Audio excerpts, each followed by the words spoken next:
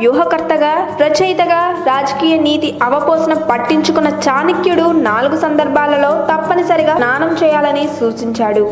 ఆ సందర్భాలేంటో ఇప్పుడు మనం తెలుసుకుందాం. అయితే ఈ వీడియో చూసే ముందు మా ఛానల్ని సబ్స్క్రైబ్ చేయడం మాత్రం మర్చిపోకండి.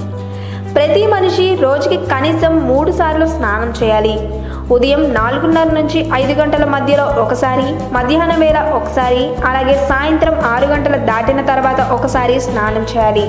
కానీ ఈ కాలంలో అంత తీరిక ఎవరికి ఉంటుంది చెప్పండి? ఒకవేళ తీరిక ఉన్నా నీటి కొరత వల్ల అన్నిసార్లు స్నానం చేయడం కుదరదు.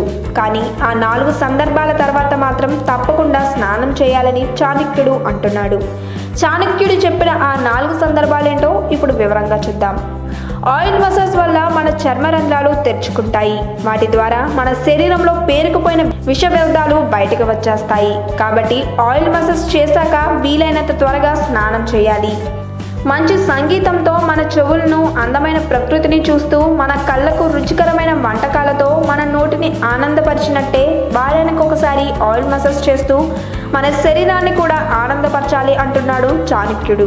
శృంగారంలో పాల్గొన్న వారు వెంటనే ఆచారాలను పాటించడానికి అర్హులు కారు. కాబట్టి అలాంటి వారు తప్పకుండా స్నానం చేసి వారి దేహాన్ని శుభ్రం చేసుకోవాలి. చాణక్యుడి ప్రకారం శృంగారంలో పాల్గొన్న తర్వాత స్నానం చేయకుండా ఇంటిని కూడా విడిచి వెళ్ళకూడదు. స్నానం చేసిన తర్వాతే ఇంకే పనైనా చేయాలంటున్నాడు చాణక్యుడు. మనిషి అందంగా కనిపించడంలో జుట్టు ముఖ్య పాత్ర పోషిస్తుంది. అలాంటి జుట్టును మారుతున్న కాలానికి అనుగుణంగా ఎన్నో రకాలుగా మారుస్తూ ఉంటారు. కానీ జుట్టు కత్తిరించిన తర్వాత కేవలం తలని మాత్రమే కడగకుండా పూర్తి స్నానం చేయాలి. ఎందుకంటే కత్తిరించిన జుట్టు మన శరీరానికి అతుక్కుపోతుంది. సరిగ్గా స్నానం చేయకపోతే ఆ చిన్న చిన్న వెంట్రుకలు మన స్కిన్లోకి చేరి బ్యాక్టీరియాకు ఆహారంగా మారుతాయి. దీని ద్వారా మన శరీరంపై తెలియకుండానే బ్యాక్టీరియా పెరిగిపోతుంది.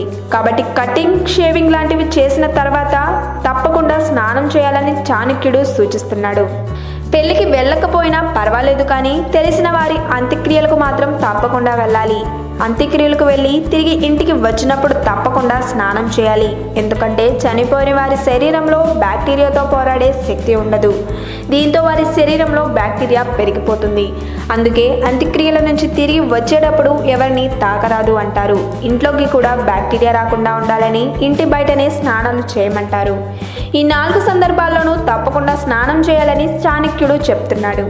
ఈ వీడియో కనుక మీకు నచ్చినట్లయితే లైక్ చేయండి, షేర్ చేయండి. మరిన్ని లేటెస్ట్ అప్డేట్స్ కోసం మా ఛానల్ని సబ్స్క్రైబ్ చేయండి.